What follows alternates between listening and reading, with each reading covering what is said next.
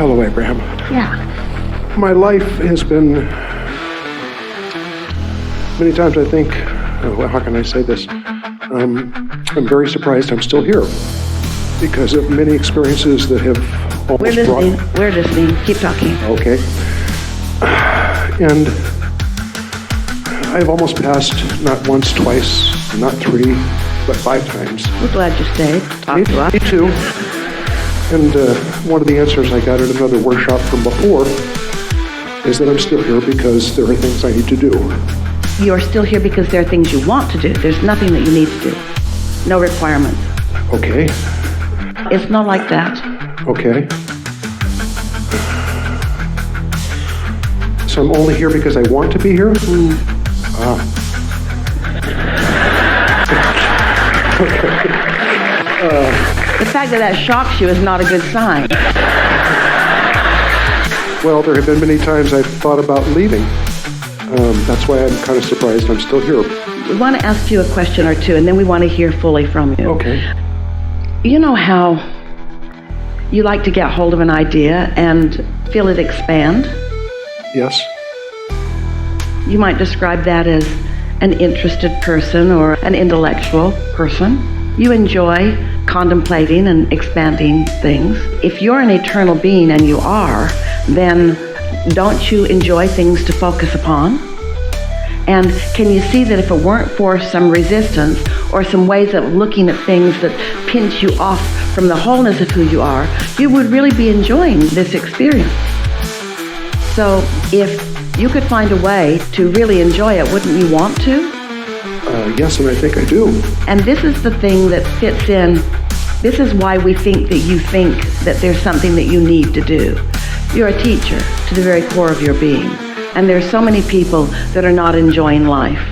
And they want to be enjoying life. It was their intention to enjoy life.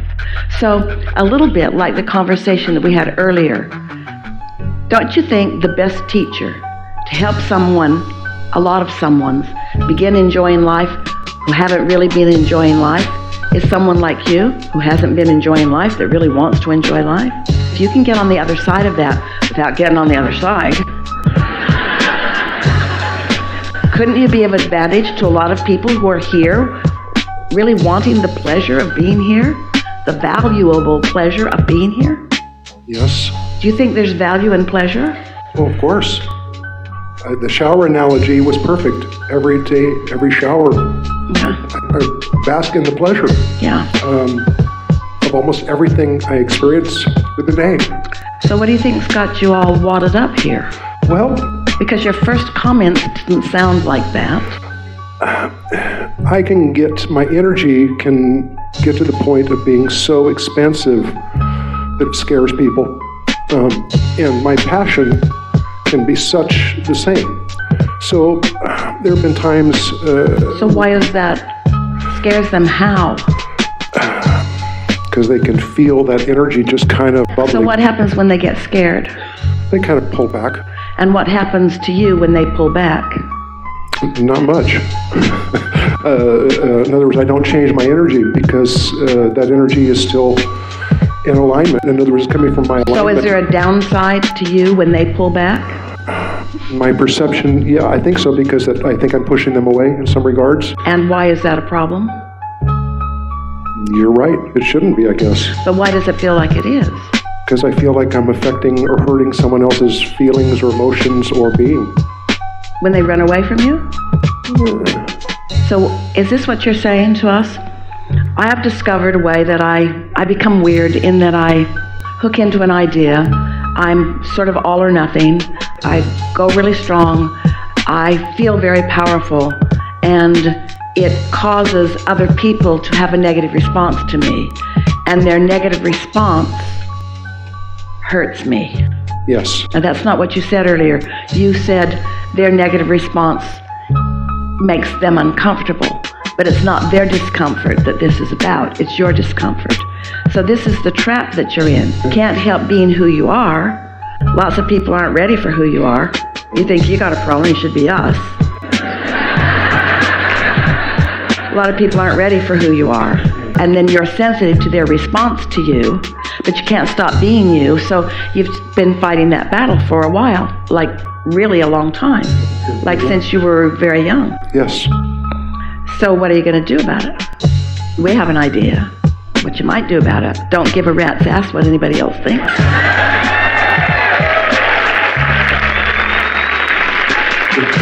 But someone who is a born uplifter, that's hard to find that way because you have a sort of empathy for them.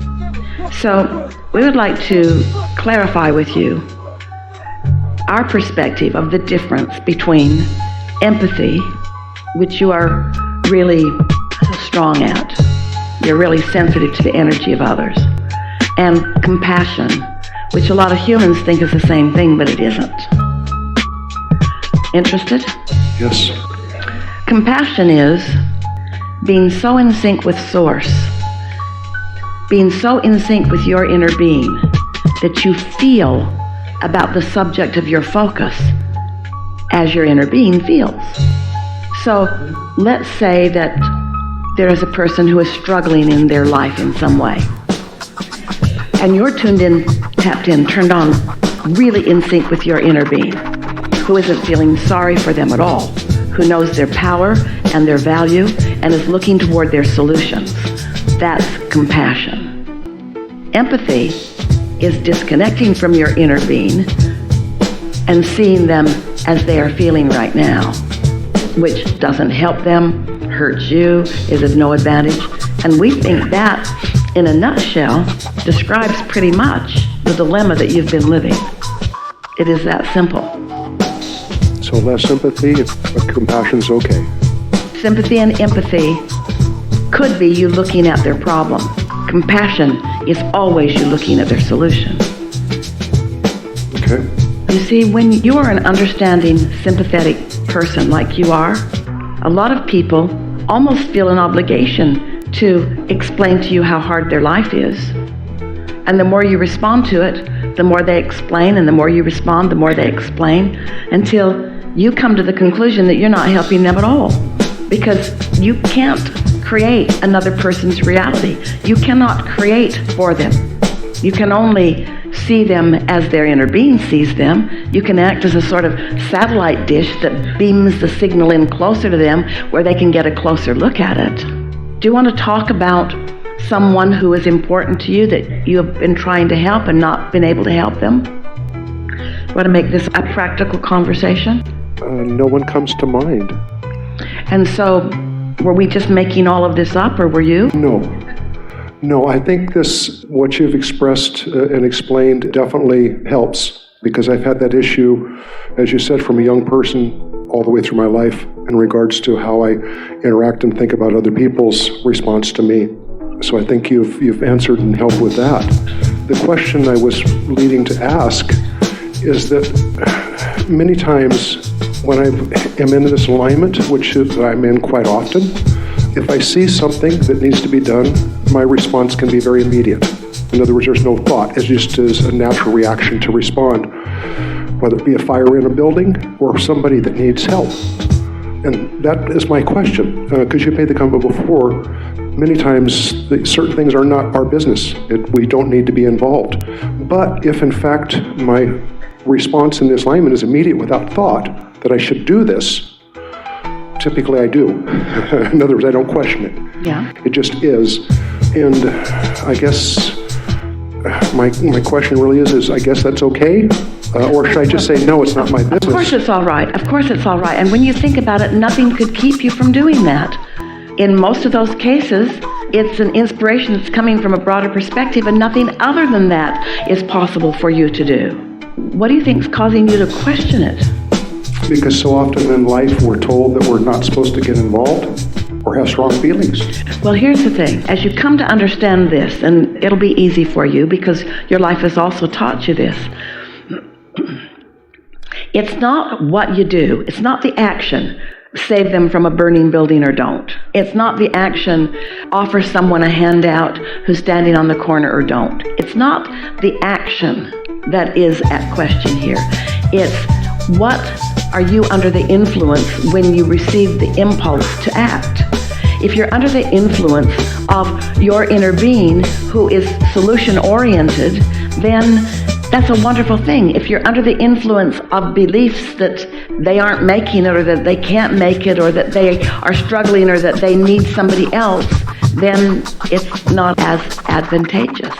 So one of the things that is a little boring for those who are listening in to us is that this is true of all subjects. In other words, it's not the action or the behavior, it's how you feel when you offer it. If you're offering it out of true realization of a solution for someone, then you're tuned into your inner being. Earlier when we said to you, we said it several times just while we've all been together, that when your inner being, who has no resistance in their vibration, and therefore when law of attraction responds to that point of consciousness with no resistance, there's nothing slowing it down. That is a powerful point of attraction, a powerful gathering of cooperative components. And when you are tuned into that and you are part of that power, of course you're going to act. You couldn't not. It's a powerful point of attraction, and you are a powerful cooperative component. And so we just don't want you to second guess when you feel that way. Let it flow. Just do it. But sometimes what happens is, because you felt that inspiration a lot, because you've been tuned in, tapped in, turned on your whole life. So you've received a lot of that kind of inspiration. And then others who want to boss you around will say to you, you know, you do too much for other people, or why don't you let them figure it out on their own? And those others, the peanut gallery, has no way of discerning accurately whether you're under the influence of Source or whether you're just a foolish person who is just running around trying to save other people. It's not an easy thing to explain. Esther often offers someone who is standing on the street asking for money. Often she offers them some, and quite often it's a shocking amount that she offers them. In other words, it's not $1, it's often $20, sometimes $50. Every now and again she'll give someone $100. And she always says to them, be really, really good to yourself. Take care of yourself. Because she wants them to think about this. Sometimes she doesn't have the impulse at all. And because it's a habit that's easy to offer, sometimes she'll start to do it just out of the habit of offering it, and then she'll realize, oh, I'm not getting this. This isn't one of those feelings. This is one of those feelings. This isn't a feeling of, this is me at the right place at the right time. This is me being a cooperative component to someone who had a moment of clarity and asked for something. This isn't me taking the opportunity to receive clear guidance from Source Energy to not only give them something that they need, maybe to get something to eat, but also give them confirmation that when they came to that impulse of coming there, right there, when they got that feeling, this is where to go in order to get what you want, and then that culmination of cooperative components or coincidence happened, this is confirmation to them that they are tuned in also. Sometimes Esther is their prayer being answered. And it's so much more important for them to know that their prayer is being answered than that she's giving them some money. Sometimes she doesn't feel that way. And when she doesn't feel that way, she doesn't force it. Because she does not want to perpetuate a habit of despair in someone. She wants to perpetuate a habit of expecting good things to come to them because they're worthy of good things coming. That's a really good distinction for you. Yeah. So when I'm in alignment, I should not be afraid of being myself. That's right. One of two things is happening in all co-creative experiences. The most dominant vibration, or the vibration that has the most momentum, is the one that will win the moment, so to speak. So your inner being is offering this powerful vibration. And if you're not doing that thing you do that's keeping you out of vibrational range, then you're going to be drawn into that. That's your relationship with your inner being. Thank you. That's why, as they all listen in, they can't quite figure you out, because you look like you got it going on. You feel like you understand all of this. But when someone has a really, really, really, really, really, really, really, really strong desire, like the kind that you were born with, and you are in a moment in time when you're not allowing yourself to move in the direction of that, it's torturous. So the torture that you feel is that you've got a powerful desire, and you just got to move in the direction of it, you see. But it's not your job to fix things for everybody. We know you heard everything we said. Yes. Yeah.